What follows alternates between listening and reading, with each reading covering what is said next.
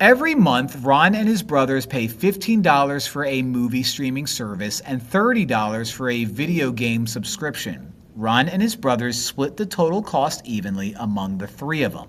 Write an expression that represents the situation. All right, so let's look at this step by step. First, Ron and his brothers have two monthly costs, $15 a month and $30 a month. So that total monthly cost means you add those together. So 15 plus 30. Now we do a second operation because now there's three brothers and they're going to split that evenly. So whenever we do a second operation to a first operation, we wrap the first operation in parentheses. Now, if we're going to split something evenly, we are going to divide this by that number 3. So we're going to divide that parentheses by 3.